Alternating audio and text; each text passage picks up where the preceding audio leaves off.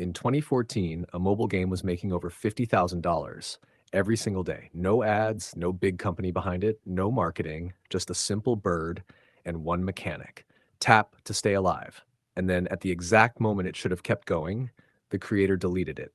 Not sold, not taken down, deleted, gone overnight. And millions of players were left asking the same question.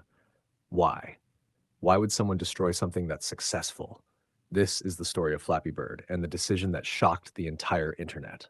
But to understand why this moment was so insane, you need to understand just how big Flappy Bird actually became. Because at first, it was nothing. Flappy Bird was created by a Vietnamese developer named Dong Nguyen. No studio, no investors, no expectations. In fact, when the game first released in 2013, almost nobody noticed it. It sat quietly on the App Store, barely downloaded, barely seen. Just another small mobile game lost in a sea of thousands. But then, something strange started happening. Months later, the game began to spread. Not through ads, not through marketing, but through people. Players started sharing it, posting scores, talking about how frustrating it was. Because Flappy Bird wasn't just simple, it was brutal. You tapped the screen to keep the bird in the air and tried to squeeze through pipes. That was it. No upgrades, no levels, no safety net. One mistake, and it was over. Instantly. And that's what made it addictive. Not fun. Addictive. You didn't play it to relax, you played it to win, to beat your last score, to go just one further, just one more try, just one more. And before long, millions of people were stuck in that exact loop. By early 2014, Flappy Bird exploded. Number one on the App Store, number one across multiple countries, millions of downloads every single day. And somehow this tiny, simple game was now generating over $50,000 per day from ads alone, no team, no company, just one developer and one game.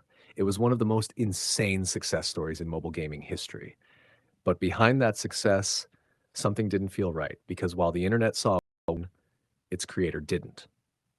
Dongwin's life changed overnight. Messages, interviews, constant attention everywhere, all at once, and it didn't stop. Some players loved the game, others hated it. They called it frustrating, addictive, even harmful. People said it was wasting their time, ruining their focus, taking over their attention, and Gwyn saw all of it.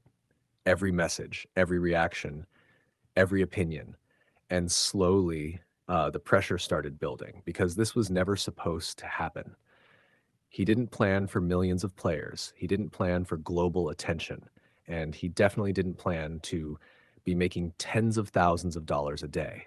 The game had taken on a life of its own, and he wasn't in control anymore. Then things got worse. The internet started turning. Accusations, criticism. Some people even claimed the game copied elements from older titles. The pressure wasn't just growing, it was closing in. And then, without warning, he made a decision nobody saw coming. On February 8th, 2014, he posted a message. "I'm sorry, Flappy Bird users. I will take Flappy Bird down." At first, people didn't believe it. Why would he? The game was at its peak, number one everywhere, making life-changing money. There was no reason to stop. But less than 24 hours later, Flappy Bird was gone, removed, deleted. No update, no explanation, just gone.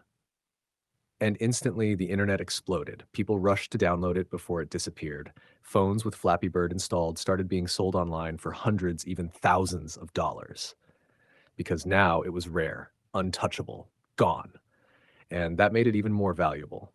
But the biggest question still remained. Why? Why walk away from that level of success?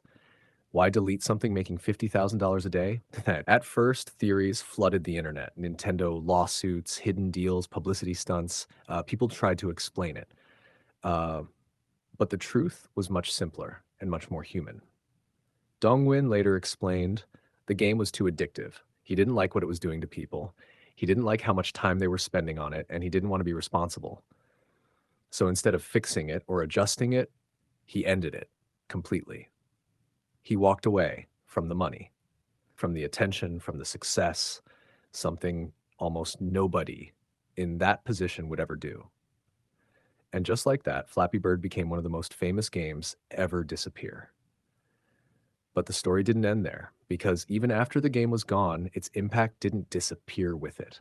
Clones flooded the internet, hundreds of copycat games, same mechanics, same idea, same frustration. Developers tried to recreate it to capture even a fraction of what it was, but none of them hit the same because Flappy Bird wasn't just a game, it was a moment. Perfect timing, pure randomness, and a shocking ending. Even Nguyen eventually returned to making games, but he never reached that level again because what happened with Flappy Bird can't be planned. It wasn't built to go viral, it just did. And maybe that's why the ending feels so strange, because success stories don't usually end like that. They grow, they expand, they evolve but this one stopped at its peak. And that's what made it unforgettable. Because in a world where everyone wants more views, more money, more growth, Flappy Bird did the opposite. It disappeared. At the exact moment, it had everything. And that's why, years later, people still remember it. Not just as a game, but as one of the strangest success stories on the internet. The game that made $50,000 a day, and then he killed it.